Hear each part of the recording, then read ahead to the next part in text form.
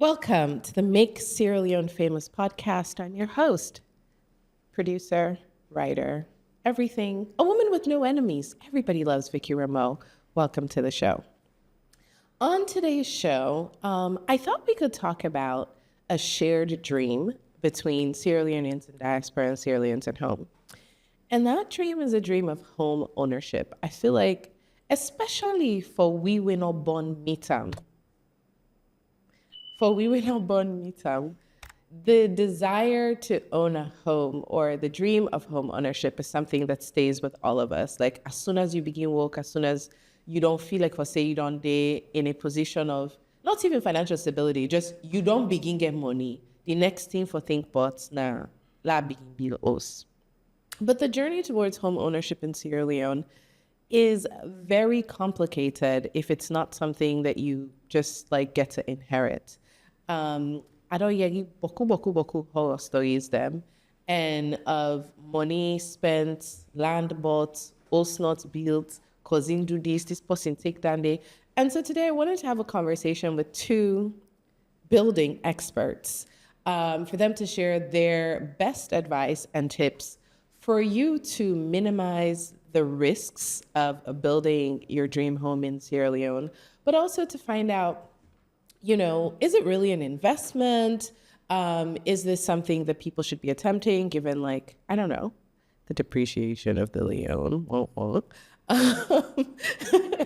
which isn't funny, but I made a funny joke. So I wanted us to explore building and homeownership so that those people who are still thinking about it can make the best decisions and protect their dream, or at least have their dream. Most recently, somebody came to my office and shared a very tall tale of living in Singapore. Well, wait, a tall tale means that it's a lie. It's not a lie. I mean, like a long story. Shared a really long story about sending money back for a property and the person he was sending it to doubling the price of the goods. And so in the end, he was paying way more than he thought he should have paid. Today in the studio, I have two guests who have been building up a storm in Sierra Leone. Like that? Building up a storm? Ha. Make myself laugh. My first guest today is Kathleen Davies. She's the co-founder and creative director of Arch Design SL. She studied architecture at the University of Applied Sciences, Mittelhessen, and the Alunus University of Applied Sciences in Germany. She has a bachelor's degree of engineering and architecture and a master's degree in architecture, project management, and project development. She's also a lecturer at the architecture department of the University of Sierra Leone, Fourbe College. Welcome to the show, Kathleen. Thank you so much. Thanks for having me. You're welcome. The other guest that I have in the studio today is Mr. Victor Remoe-Doherty, or Mr. Doherty, or Mr. Man, depending on how well you know him. My second guest for today is my father. Yay!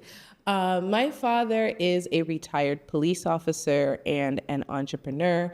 And in the last 15 years, he considers himself a builder. Right, Daddy? Yes, that's true. Welcome to the show. Okay, Kathleen and Daddy. Kathleen, let me start with you. Tell us a little bit about some of the projects that you've been working on in Sierra Leone, whether it's private homes or businesses. What is like the building and construction landscape right now? I know they make all the money, which is great. Happy for you. But what are some of the more interesting projects that you've been doing lately? Well, we've been building and designing in Sierra Leone for about 8 years now, and we have quite a good portfolio of corporate clients. We've done a lot of work for Orange SL. We've done, I would say, most of their major construction during the past year. We did their entire rebranding from Airtel to Orange. We, a couple of years ago, renovated the headquarters in Hill Station and extended that. We just completed an extension of their data center at Spore Road. We've done some digital centers for them around the country. We do most of their shops around the country. So they have been one of our big corporate clients. We've also worked with CGM, the shipping company. We recently did the interior fit out of their offices. We've worked with, UNDP. We're currently working with UNDP on some projects. Chicken Town, Truestone Impact Investment. We developed their architectural brand guidelines and also did the construction of their first 2 franchises, the one at Old Railway Line and the one at Charlotte Street.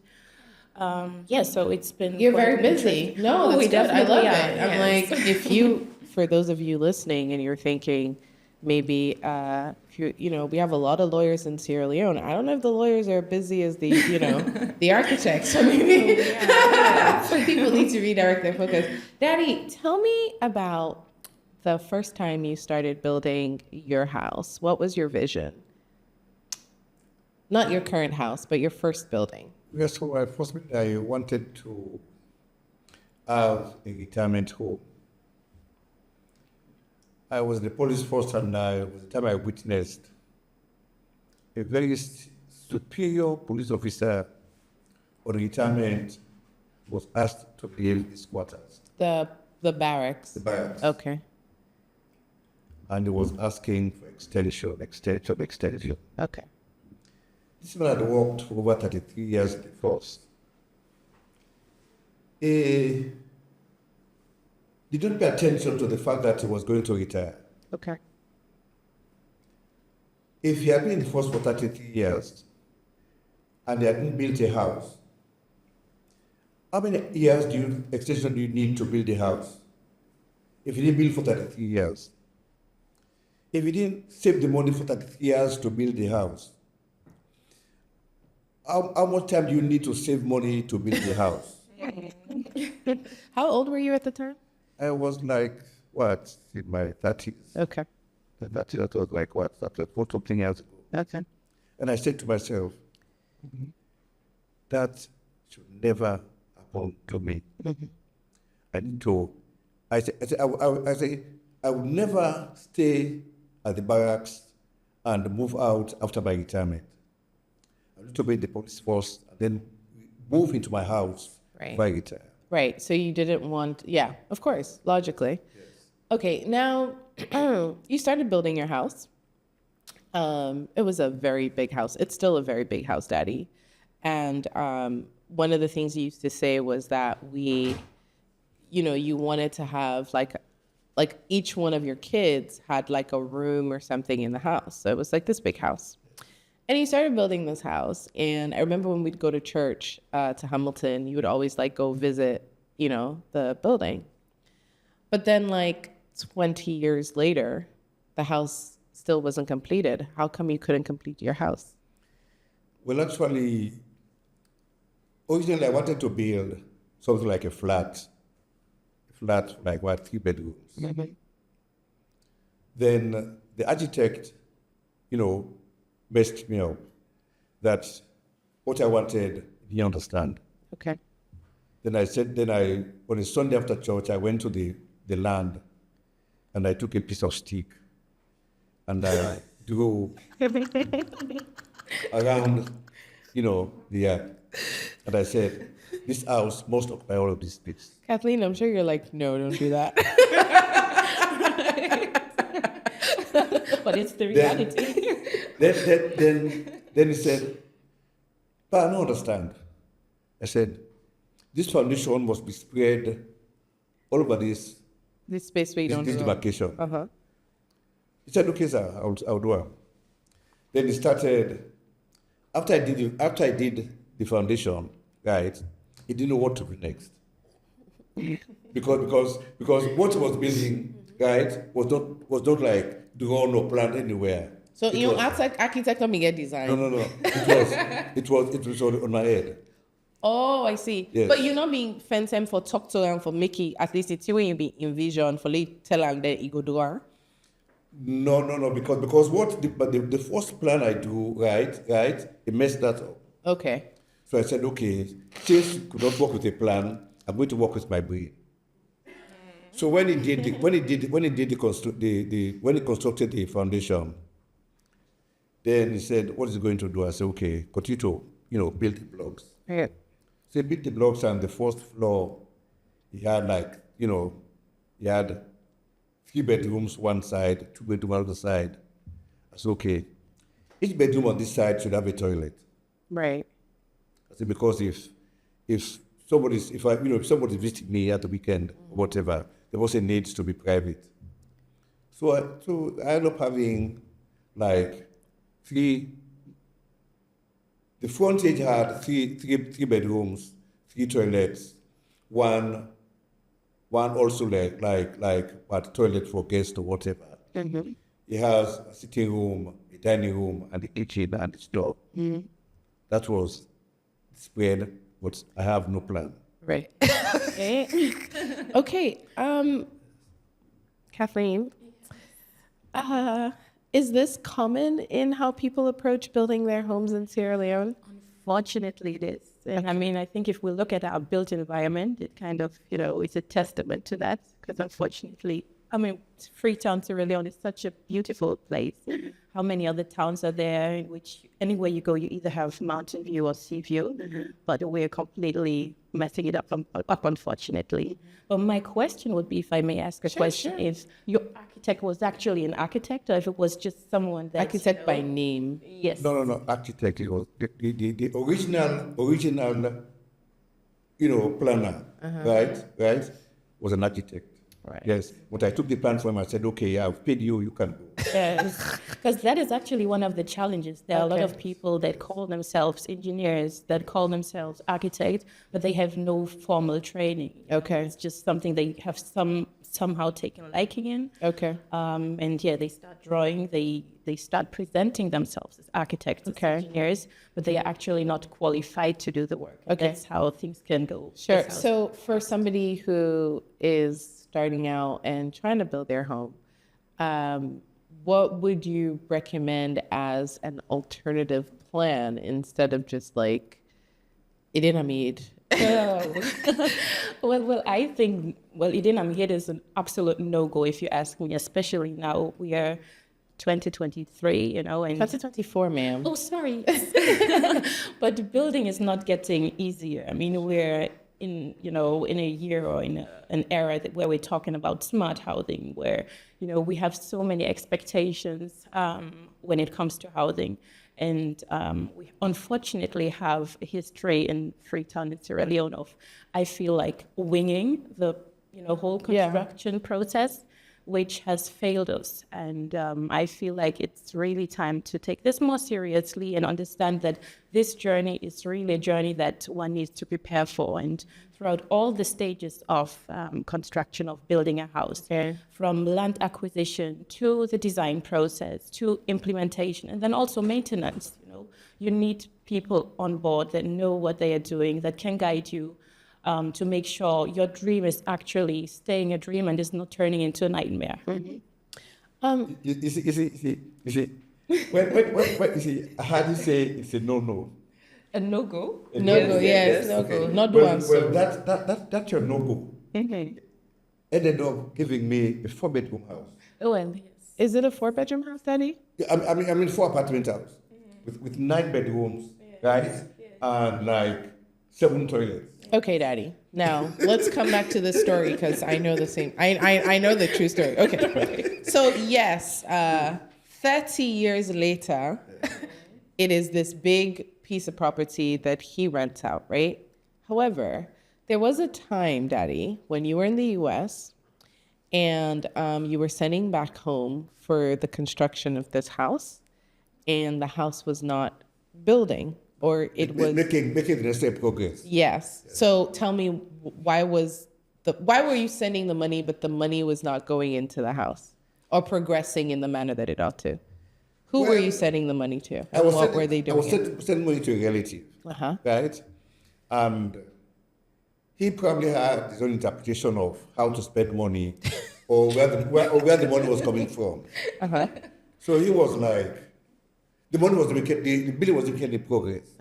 In fact, when I eventually came home, I had to strip all the tiles out because They were like poor quality. Again, when somebody's building for you, you're spending your money, your taste, your quality, Yes. what you appreciate and what the person appreciates, just like different. Right. Like you want this, the person has been used to this, and saying, "Oh, that's not good," but it wasn't okay in progress. What do I do? What did make progress though?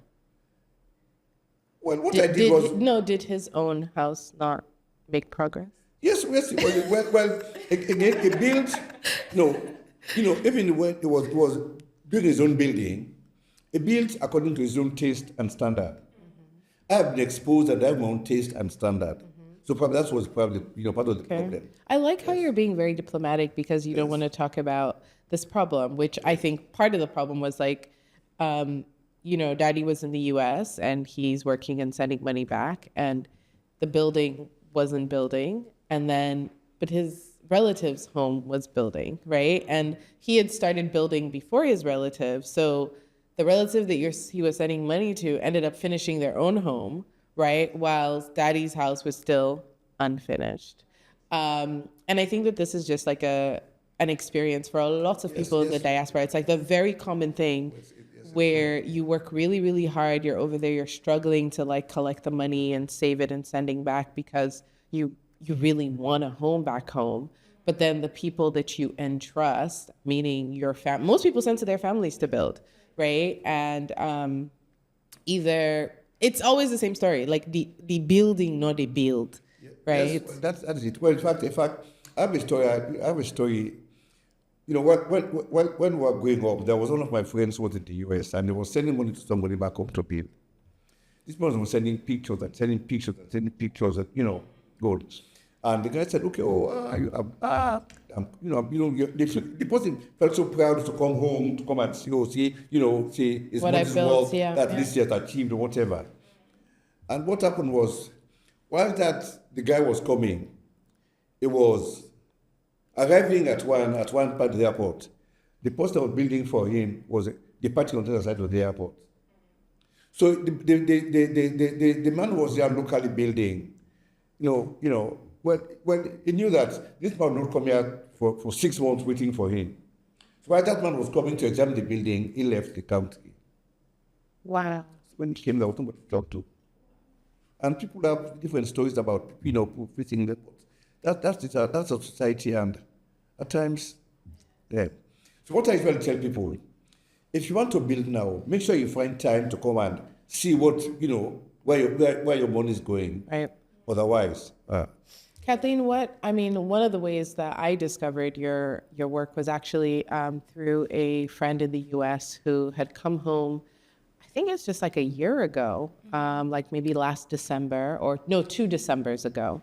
And they had come home and purchased land, and she had reached out and said, they're thinking of making it like a rental property where people come and stay, maybe Airbnb or something.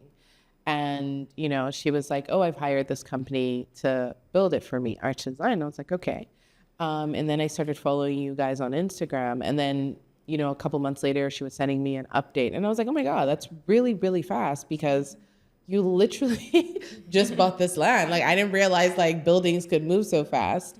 Tell me what the experience is with your agency or your firm for people who are in the diaspora and hire you. What can they expect? Right. Well, I think it all comes back to formalizing the whole building process, because as your dad rightly said, there are a lot of people that send money back home to relatives, to builders they somehow know. But first of all, the scope of what is actually supposed to be delivered is not always very clear.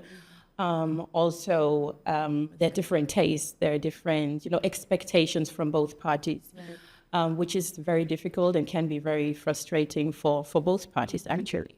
So what we are actually offering is, complete turnkey solutions. So we do the design in such a way that the client that is not necessarily in town fully understands what they're going to get. Yes, okay. What they're going to get. So the exterior is going to be visualized, the interior is going to be visualized. We'll do the architectural drawings, Then apart from the architectural drawings, there are also structural drawings, MEP drawings that are all part of this complex design process that I spoke about initially, that have to be put together. And then based on that, we do costings based on these drawings. Is that really, see, with the rate of depreciation of the Leone and then the rising cost of goods, right? How do you manage doing costings in the beginning or Well, what we do is we tie our costs to the dollar. Okay. Because, with the inflation, sure, of course. yeah, that's the safest thing Sure. that you can do. Okay. Yes, because when we charge or when we provide a budget for our client, we sign contracts. So whatever we agree on, we have to deliver. We're not going to come back at you and say, oh, unfortunately, we need 10 bags more of cement. We need this more and that more. What we agree on is, what the client can expect and what the client is actually going to get in the end. Okay.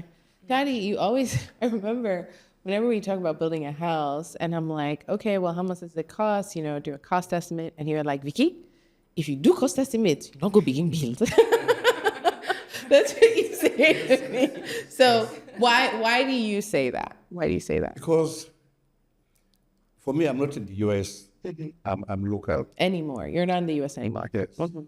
And when you start building, I'll tell you that my first house I built, the bag of cement was 10 leons. 10 leons per bag. Now today, it's only at 50,000, 150 leons, millions per bag. So imagine 10 leons per bag. I remember going to cement factory and buying only bags of cement. At 10 leons. 10 leons. Wow. Per bag. So you see, what year was this, in the 70s? That was in the 70s. Okay. 70s, what, 17, 79. Okay. Yes. But again there, if you as a local man, if you cost, I would tell you, whenever you go to buy a building material, so there's never, if you go on a Monday, it's 10. If you go on a Tuesday, it's 12. If you go on a Wednesday, it's 15. So what would that cost mean to me? For example, I have a friend also who, when he said, what are you doing? I said, I'm trying to build a house. Oh, I'm going to build also. So we drove to his lot, right? His lot was somewhere around Regent, one of the Regents. Okay. Said here. So I said, okay, what you need? I said, okay, after seeing that, what you need to do, right? You start building your block. No. I'm going to hire a quantity surveyor. I said, quantity surveyor? I said, okay. That was 25 years ago. What?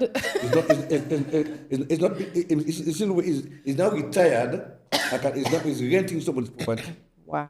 Because even if you had a quantity surveyor then, the quantity surveyor, whatever it would have done, right, would not have met the cost of the building. Right. So if you are local, you know what you need to do. First, you have a land. If the land is either inherited or bought, whatever, you make sure the land is yours. Mm-hmm. And I tell people, don't actually depend on lawyers to do the, what you call it? Conveyance. And not conveyance, to check, what you call it? For check. Due diligence. Yes. Yes, no. Because they don't do it. They don't ask, most of them, some of them, I say most of them don't. Because by the end of the day, when there's a problem in the future, who do you hire? The same lawyer that did not do your work. Right. And you'll have to pay the lawyer. So sorry, no, Daddy, let's go back to the land, right? So you're saying don't depend on the lawyer to verify that the land you're buying is in fact isn't pre-owned, right? Like somebody already say. So what should you do instead? If you're buying land today and, let's say I'm buying from Kathleen and Kathleen says I have this piece of land, what should I do instead of, how do you verify? Because you don't buy and sell Bakula. For me, a local person, I verify locally. Okay, and what does that mean? You would take me to where the land is. Mm-hmm. I would look around the neighborhood, and then we'll leave. Okay. Then I'll come back at my own time, and check the neighborhood for them to tell me who actually owns the land. So my dad is a former police officer. So I'm just letting you know where that. Okay. Yes. Okay. Because after you bought that land, when that matter goes to court, it's for 10 years.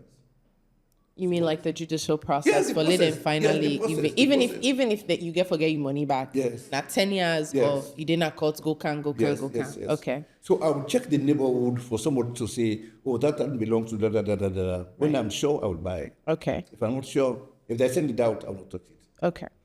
All right, Kathleen. We're talking about.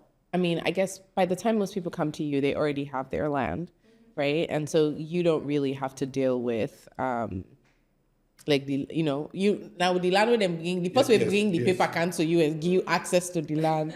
Now, listen, it's your land, it's your land. If other person come on, I say, yeah, go talk to Mr. So and so. Now, give me now hire we for can build now. Okay. What do you think is the best way? So some people are when they build, then they buy the materials and locally. Some other people are when they build, then they like full container, then bring the things, then can a salon. In your experience, like what do you find is the more cost-effective thing to do? Or are there certain things that are like, okay, this TSO not bring and come, but this other team bring and come? Like, are there things that are better off you yourself as the person building, bringing in, or is it good to just buy locally? Right. Well, I think it's a mixture. So what we do is phase one of construction, which is the structure itself, the shell of the building. For that, we usually purchases in town. I mean, it's the iron rods, the cement. Do you get a discount, by the way? So, for example, because you're a bulk buyer, do you get a better rate for building materials than, say, like an individual? Okay. And do you pass that on to your customer? Well, our rates are quite, quite friendly, I would say. Okay. No, go ahead. So what are some of the things that you think people should, like the things you do locally versus the things you'd import? So then when it gets to the finishing of the structure, that's when we actually import most of the materials used in that process. Okay. Because, I mean, unfortunately, the market here is flooded with inferior. Sure. What are some of the things that you usually would import? Tiles. Okay. I would import probably sanitary ware, faucets, hinges, handles. What else? Electricals, light fittings, sockets, switches, those things. Because and I do find that like at the end of the day in Sierra Leone, even when a structure is nice, the things that are constantly being replaced are like domot handle, toilet basin, it's almost like the people who do bring them in, they bring them kind of like for the mass market, right? So they go and find maybe what's the lowest quality possible, right? And that's what you get a lot of because most people salon the markets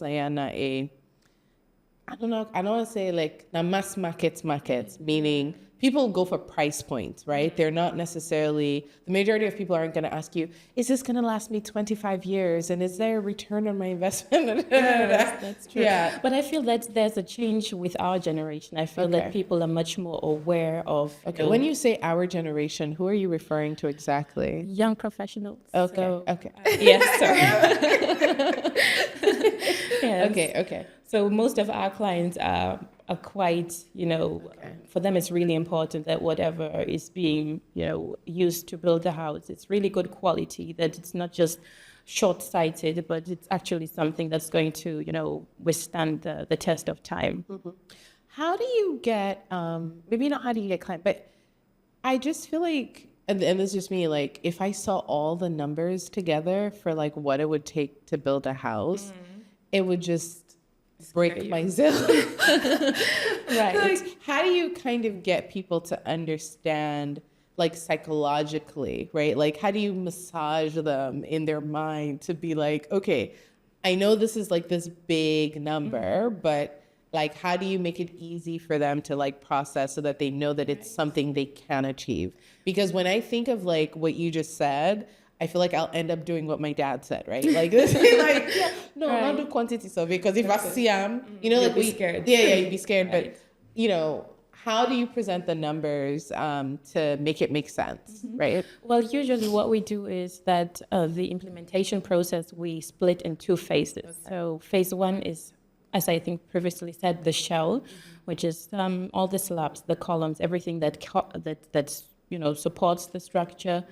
And then phase 2 is the finishing. With regards to the structure, once the design has been confirmed, there's not much, variation. It's going to cost what it's going to cost. Sure. So we'll cost the structure and then break it down into different phases, different milestones. So you'll see the number that might be a little bit scary, but then it's broken down into foundation, ground floor, first floor, great. which then kind of makes it more approachable, Sure. And then when it gets to the finishing is always quite dependent on. Then can say is that in your experience the more expensive part of construction, the finishing? I would say it's equally expensive as yes. Okay. So, but there, you can go for the good quality, and then you can go for the luxury. So there's more variation when it comes to that, and it can be fine tuned more than the cost of the actual structure. Sure. Daddy, you've built, how many houses have you built now? He's built quite a few houses. How about that? Quite a few houses. Quite a few. Okay. How did you get started? Like beyond the first one, but why did you? Because you have like a little mini estate, right? Yeah. Why did you feel like that was where you should put your money? Like, why did you believe in that, and how did you get started? Well, probably because of my generation, or I would say, the fact that I understand what they call real estate. Real estate. I had this piece of land that I acquired from a friend. The time I was like walking around Wellington Street, and one of my friends said, "Oh, but you come on, Milton. I come on, I can be for sale." I said, "Okay, let me see." Wait, the person was trying to sell you land in your village? Yes. Okay. I said, "Let me see." Then I looked, at the document, and they explained, the ownership and that. Huh. And I knew the original owner. Okay. And I knew how it came about that it was sold or bought, whatever. I said, "Okay, I'll buy it." Said how much? It was about like four lots, lots of That's how lots, okay. Down lots, yes. I said that much. Said, 10,000 leons. But then in the 70s, when you see 10,000 leons, it's a lot of money. What was your salary in the 70s? My salary in the 70s could have been something like what? Was it like, something? Okay. Yes. So you're making about 100 leons, and this piece of land was about 10,000. 10,000. Okay. But I will tell you, as I'm sitting here, I don't know where I got the money from. I don't know where I got the money from. I was moving about with that in my head, that if I get this property, I would move from. Then I got this money, right, 10,000 leons, from a friend. That money came from a friend. Gave me that money came back to go to the guy. I said, "You don't sell property." He said, "No." I said, he gave me the document and I gave it the money. That was it. Then I went with my uncle, late Femi Tola. He was building projects for NASIT at McKinney. Then I saw, when I entered the building, I can beat this. Since I left McKinney coming to town, I got in my head that I can beat this, I can beat this, I can beat this, I can beat this. It was so simple. Then I went to, after 1 or 2 months, I was, what did I say? I stole the plan from him. You borrowed it, Daddy. Because it wasn't aware. Okay. It wasn't aware. You lent him. Now your uncle, if you go to your uncle, you lent him plan, not to It wasn't crime. aware. So when eventually he came and saw the foundation, said, man, I said, yes. Could I do this? I said, okay, I don't take it from you. So he went and, spoke to all of his kids or whoever, asking them. One of them said, I gave it to him. That was it. Okay. But we see, when I did the first structure, then... These are the 3-bedroom houses? Yes. I did the first foundation. Then we started, doing the body, whatever. And it's so easy. I'm going to do another one. Then I did the second. Then I said, I can. So whilst I was doing this foundation, after doing this foundation and doing the body, we call it the structure, body structure, I did another foundation. And then once I was doing the foundation, I'd go to the roof level. That's it. It's basically. Then once I go to the roof level, then I was doing the body structure, the other one. I said, okay, I got another foundation. So I was doing 3 of them at the same time. Yeah. When I completed, I had so much satisfaction. Mm-hmm. Now that I'm not in the police anymore, then I would go there and retired, go to US and then came back. What's your police pension, by the way? How much do you get? Then... What you get now? Now, 250. 250,000? 250 leons. Oh, Daddy. How much is that? Like $10? Yeah, it's about $10. Wow. Yes. Congratulations. See, and one thing, yes, but one thing I'd maintained right through my life, I said, retirement, right, should not lower my standard of living. Mm-hmm. If you retire, like one of my friends in the US just passed. Mm-hmm. When I was coming home in 08, I was saying, daughter, the book I retire, go below. They're going to beg him in the US. He never built a house. He never built, he could not come back home. He just passed in the US. You see, people should know that if you're working today, you'll not be working tomorrow. Right. And not only you'll not be working tomorrow, not so that you leave that office, your earning power is reduced. Yep. Not so your earning power is reduced, then your brain, right? Mm-hmm. Your brain doesn't function properly anymore. Right. Because you're carrying so many problems. Mm-hmm. I used to. All that used to is gone. Mm-hmm. So what's now? What's now? So when I was building, I said, okay, I'm going to build so at the end of the day, right, I would maintain my life. Mm-hmm.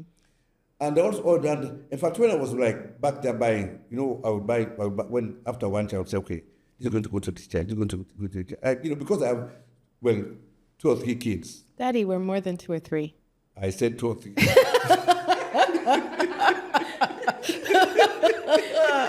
I said, don't. Sorry. Now you're getting picking it. Don't tell my kids out. So I was, for example, I'll tell you, the first house that I built, right? I bought that land, it was about 2.5 lots. I bought it for 100 millions. And the woman was begging me that she will never sell to anybody except me, because she wants me to own that land. Okay. After that, I bought one. Like the first land I bought in your name. Mm-hmm. It was about 95 million. With the land, my land? Yes. Oh, wow. Yes, the first part was 95. Okay. But then the second part was $5,000. Yes. Wahala. So the land I bought for 10,000, right? I have 4 structures on it. Mm-hmm. 4 structures on it. I have three 3-bedroom flats, mm-hmm, and 1 2-story 4 apartments, mm-hmm, 3-bedroom 4 apartments. Mm-hmm. So that's like, I can always live on that. Yeah, we know, Daddy, you're living. Yes, I'm living. because let me tell you, one thing I planned, I said to myself, leaving the office, right, should not bring me down. Right. That was leaving the office should not bring me down. I should always try to, maintain myself, and because you cannot always depend on kids, as I'm not depending on kids now. He doesn't mean that. Kathleen,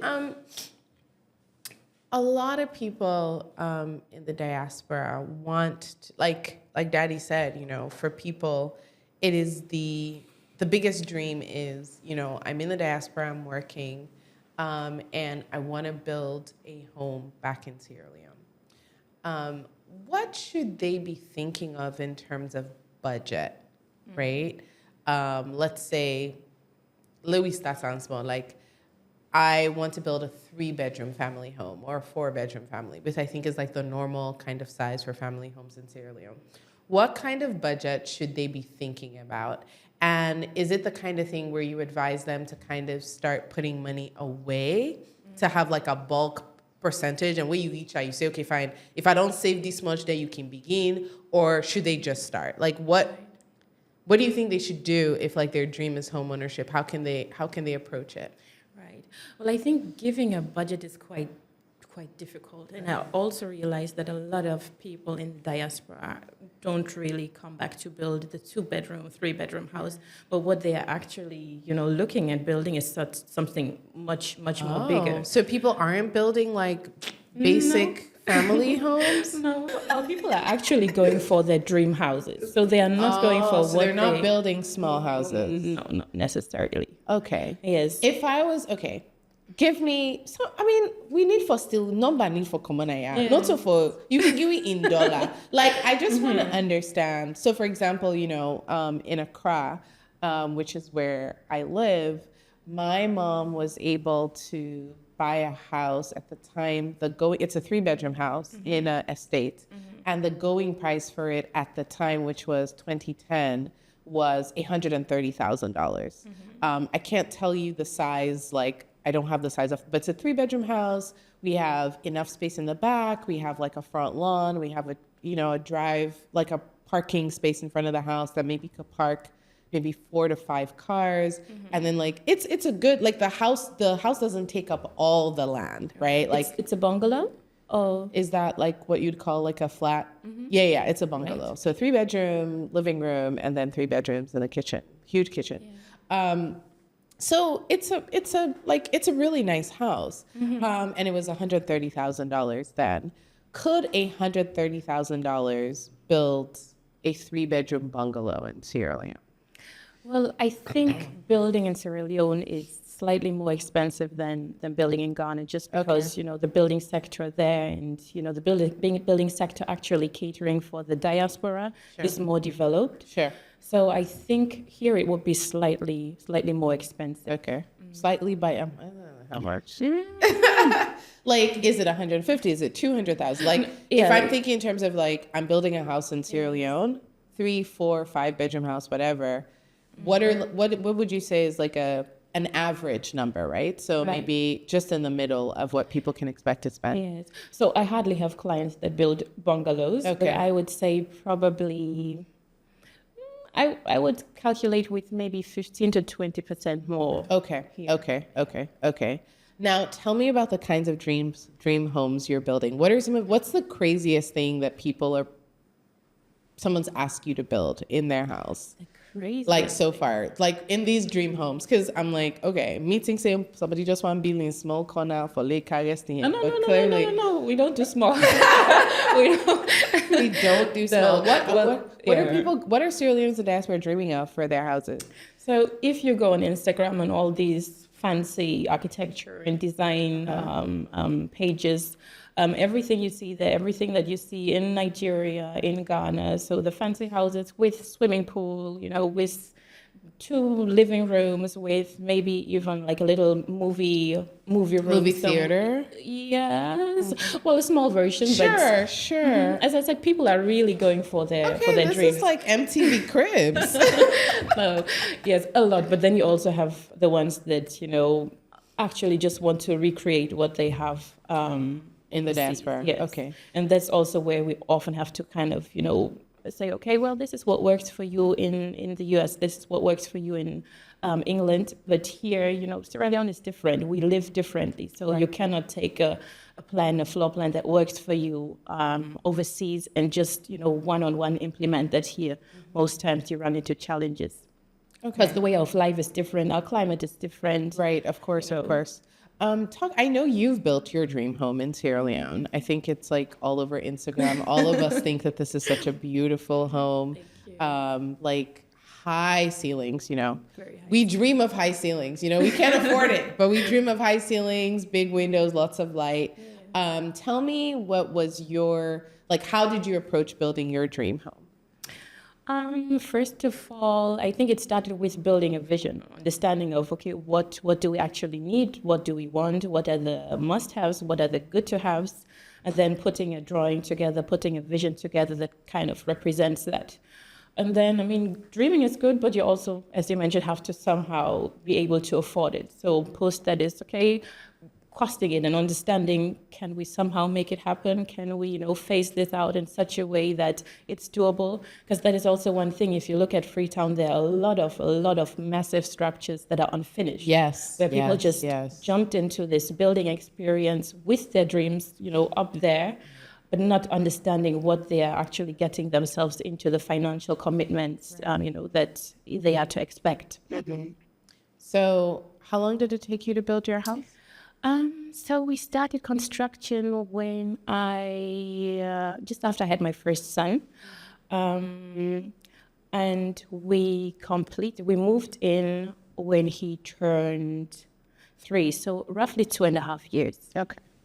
And for people who are building in Sierra Leone, oftentimes I think that as if you're not in design, I think you don't always understand how to make the natural environment of Sierra Leone work in your advantage. And that whether it's the weather, the lighting, the landscape. The landscape, right? I was pointing at the trees outside, right? The landscape, right?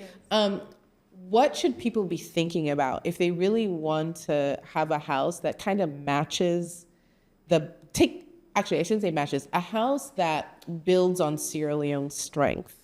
What should they be thinking about in terms of design? Yes. Well, first of all, the ground conditions are very, very important. So you have a lot of people, the term or the phrase in Kuyo, door plan. I feel like it's very simplistic because it kind of, suggests that you just, take a piece of paper and scribble something and then, off we go. But it's actually much more complex. So our topography, a lot of sites, a lot of plots in Freetown are along hills. So there are, massive drops in elevations, high differences between the different points on the property. So that is something that you actually have to take into consideration when planning. And then you try to plan with a slope in order to increase the height of retaining walls, in order to, increase, in order to make the building process easier and therefore also reduce building costs. And to get this kind of information that are required to do this detailed planning, you have to get surveys done, topographic surveys that show you exactly the levels, the inclination that you can then use to plan properly. So that's very important. And then also the climate. We have a very harsh climate. I mean, it's really warm. The sun is really intense. And then we also have extremely heavy rains. Yeah. If we look at other countries in West Africa, if we look at Ghana, we look at Nigeria, I don't think any of, the climates in those. No, Sierra Leone, they're not as wet. Exactly. They're not as wet. Yes. Yeah. And I mean, it's really difficult for buildings, to withstand this kind of climate. So when designing, you have to take that into consideration. Most of the modern designs have large glass surfaces as features, but it's very easy to create houses that then end up acting like greenhouses, with these kind of things. So one has to be very mindful. One has to understand how buildings function, how buildings work when and that's when is that a bit about understanding where the sun rises and sets? A little bit, yes. Right. Because if you put your bedroom on the side, then it go just wham, because during the day the sun. Absolutely, yes. Right, Yes. right. And then also there's simple principles or simple things that you can do to create some sort of shading devices or do projections, do cantilevers, to make sure that some glass surfaces, some windows are shielded from Right. So the sun. something that's coming over so that there's a shade. And then also the building materials. I mean, now with all the glass that we're using, a lot of my clients, or I advise a lot of my clients to use double glazing, that keeps the heat out. Sure. So use some sort of reflective film on the glass that kind of reflects the sun and therefore reduces the amount of heat that gets And into all the this house. is available locally? No, not necessarily. Okay. But that's again the finishing. Right. The stuff that you would usually bring Right. in. Exactly. Okay. Daddy, for someone who is interested in taking the path that you've taken, which is, I'm going to do it myself. The local path. The local path. The local path. What are some of the worst mistakes that you've made building that you maybe learned the hard way, and you're like, you know what, I'm not gonna make this mistake again because it was like very costly? What are some of the mistakes you've made? I'm not sure I made any. Of course, he didn't make any mistakes No, because Daddy's not perfect. just that I'm perfect. But Okay. I do. When I started slowly, and I was observing. I was there on the construction site. Don't forget, the site is like what? Yes. 10 In years. front of your house. Um, Walking distance from your house. Yes. Yes. You see, because one thing people say that when you try to avoid people like stealing your property, your materials. We like it not well, because at the time I was like over my veranda, somebody was carrying a bag of cement on his stomach. Hmm? Yeah. I don't understand what you mean. Yes, okay. He tied the stomach, the cement.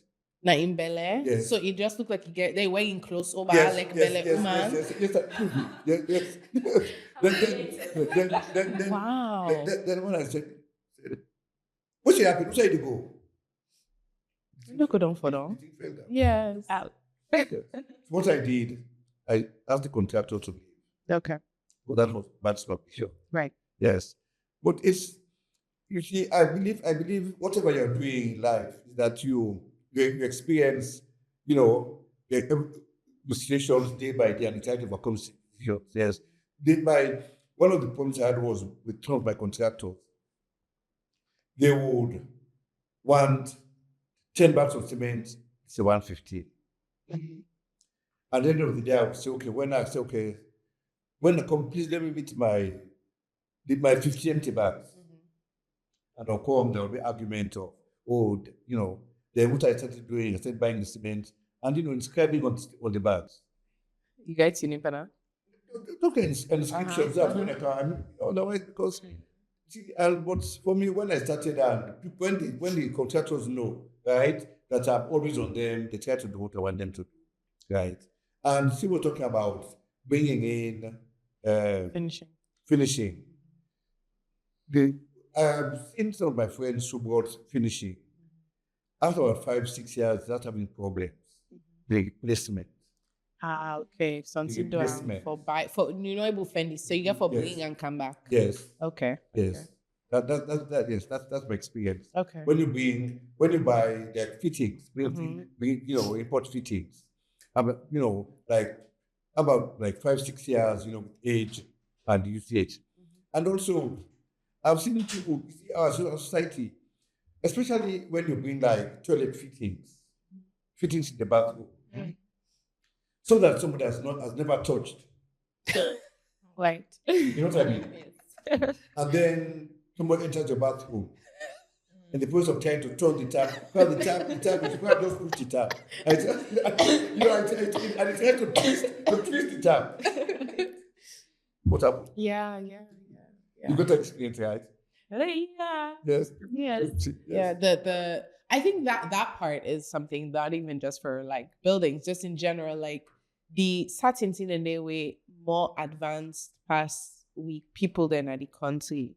So then it's like, even with cars, like one of the things that I can say, like where people then they go bring like new motor car and cancer alone. I'm always like, because if anything happens, like you would need to ship the car back to the manufacturer for servicing, because with technology, or the motor car just pack up because there literally is nothing you can do. One of like a turning point for me once in terms of understanding like where people are in Sierra Leone was actually I was doing work for a mining company. And when I went to the mining company and I went to the bathroom, I saw like a EIC material, like information education poster on the back of the door of the toilet. And it was showing people how to use the toilet seat. Like it said, it had someone with their feet standing on top of the toilet and it had an X around it. And then it had another picture Don't do it. with someone. And when I first saw it, I remember just like, but then people there with man there so then fit tiaibo. What's kind of nonsense is you mean say with people that know sabi use toilets you get like initially I was just like, but then I thought about it. This is Potoko district and most people here use latrines. Mhm. How do you sit on a latrine? So naturally, if you are used to maxing the hole, when you come into an office building, even though that thing looks like you don't see it as a seat. Right. You see it as a place to stand, right? And it was such a like it was a pivotal moment for me in Sierra Leone because I was like, yes, okay, I get it. You have to meet the people where they are, right? Because if you say now you they go bring all the kind of technology kind of salon, now you stuff you do because recently we had an issue with one of our cinema cameras. And, even if we go all the way back to America for they go fix that because there just is no alternative, right? So I hear you, Daddy, but I guess in a private home, that may not necessarily be as much as an issue. Now then, like maybe corporate building or whatever, then go get for worry. Because I would just say, if me get me host, I not go get pussy with kind of me host, we not sabi use settings. Like what, yes. Like, you expect people of your same, I guess, socioeconomic class and level of exposure and your friends and family to come into your home and not like that's true. The installation though can be a challenge at times. So if you have people, that are managing the construction by themselves and they ship in things and then, just hand them over to local contractors. So to the one with implants fix. So then this one get different way. Yes, that's true. So we've been doing like a lot of capacity training when it comes to that to make sure when we import a door, for example, they know exactly how to install it because else, they might install it, but it might look completely damaged by the time they're done. Right. Because they're like, if it fits, exactly. Boom, yes. boom, boom. That's it. Yes. No worry, this why they work today. Or they pen and that's so they say, no, just brush come on. Like, what? No, I feel like I go into people's homes and you can almost see the contractor in thinking, right? So you're like, this now outside this thing happen instead of you do like steps. One of the things that like for me is it's like insane is how people do steps, right? That you can go into a building and the height and width of the steps change as you go. But there's always a part where they get it right because somebody started by measuring, right? And then maybe the supervisor went away. And so we then continue now. They don't measure, they don't level, nothing. They just continue and no more. So I need to, you don't dry. That's not for beer. So right. Daddy, what are your last words on building a dream home in Sierra Leone? Is it worth it? What's the approach? One thing you've been telling me, Wiki always says that like,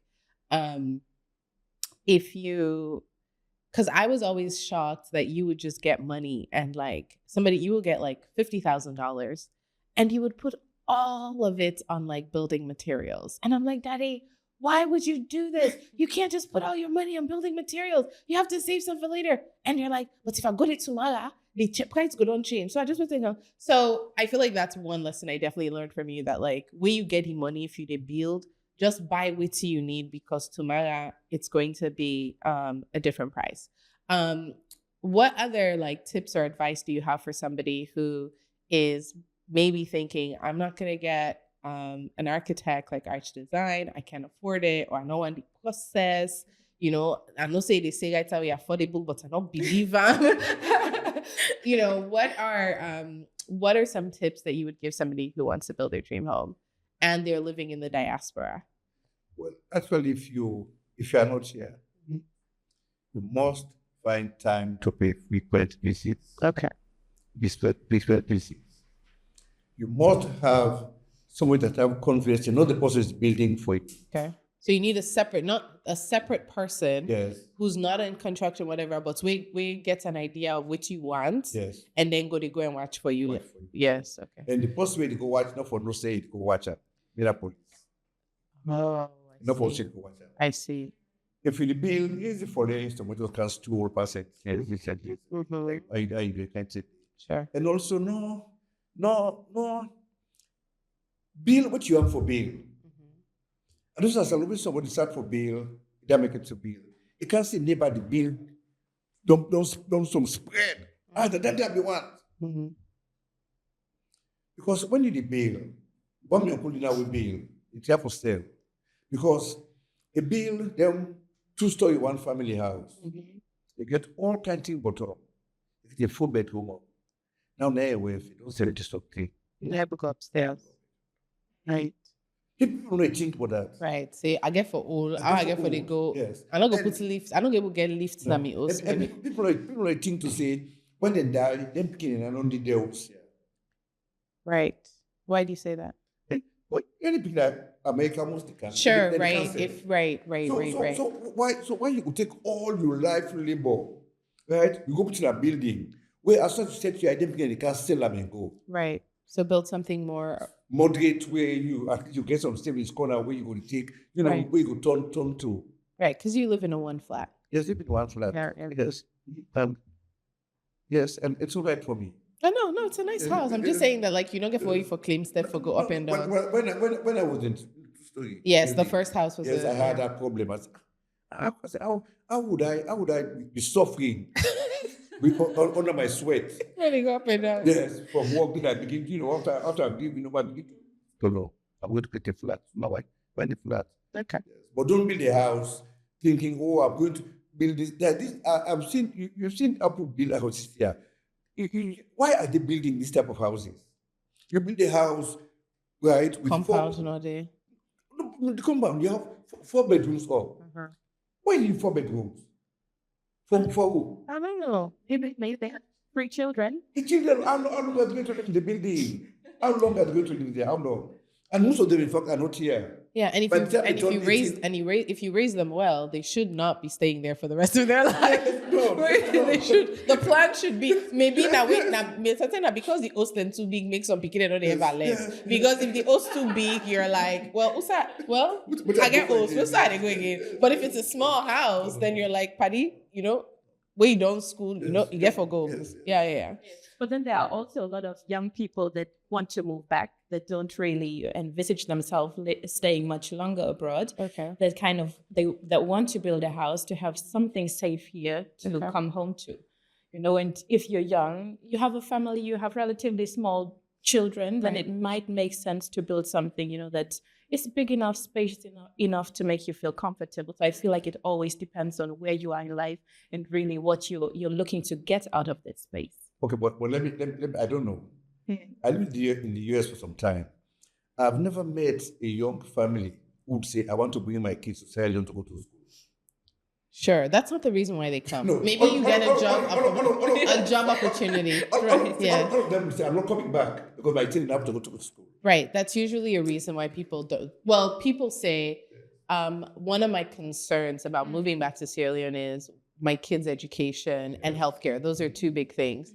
And yes, I don't think people move here because for the education. I think it's oftentimes like maybe somebody gets a new job or a new opportunity and they're like, oh, we're moving to Sierra Leone and then have to adapt.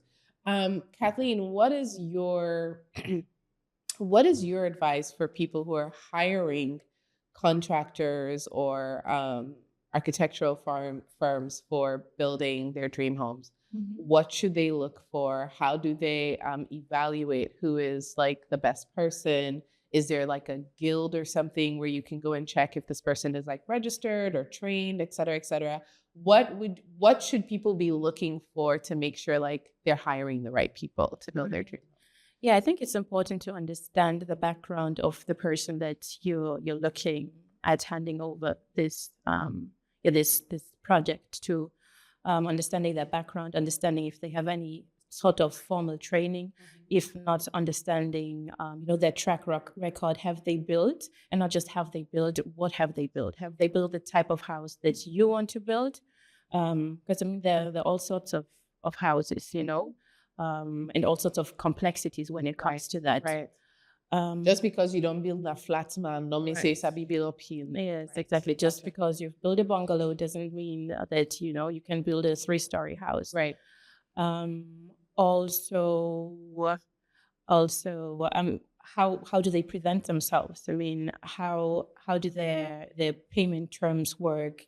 Do they offer to sign a contract with you? What questions do they ask you? Do they present themselves, professional? Do they ask the right questions? I think that's quite important. Okay. One last thing. With the contract that you sign, are they like time bound? So I know you said like your whatever costs are there that you agree on, you don't come back and say, hey, give us more money. But do you sign it like, okay, if you provide the funds for this by this time, then we can guarantee that your house will be completed by X time? Oh, well, usually what we do is we put together a schedule of work or a program of work that shows the expected duration of the house. Estimate. Okay. Yes. Okay. But then, unfortunately, building in Sierra Leone can be quite tricky. You mean in season? Well, we factor that in. Okay. But then the ground conditions, you never really know what you're going to meet until you start excavating, until you start digging. Also, third parties, just supplies, supplies of sand, supplies of cement. Those are things that you can't always influence. You can try to optimize as much as possible. But there's so much you can do. But we try to factor in that, the context that we find ourselves in and all these challenges. All right. Thank you so much. Thank you so much for tuning in to today's edition of the Make Sierra Leone Famous podcast. We've been talking about building your dream home with Kathleen Davies of Art Design and my favorite dad, my only dad, Victor Remoe-Doherty, who is a real estate developer. Most of his properties are in Hamilton. If you are watching this, you're watching it live from VRNC Marketing Studios from Freetown. On camera 1, we have our dope producer, Augustine Cargbo. On camera 2, we have our production assistant, Alessandra Lamin Cargbo. No relation to Augustine Cargbo. We just have a lot of Cargbos in Sierra Leone. Our sound engineer and co-producer for today's show has been Franklin Bob McEwen. And I've been your host with the most, Victor Remoe, the woman with no enemies, the most beloved woman in all of Sierra Leone, on a mission to make Sierra Leone famous for the right reasons. If you love the show, don't forget to share it on your social media feeds and with your friends on WhatsApp.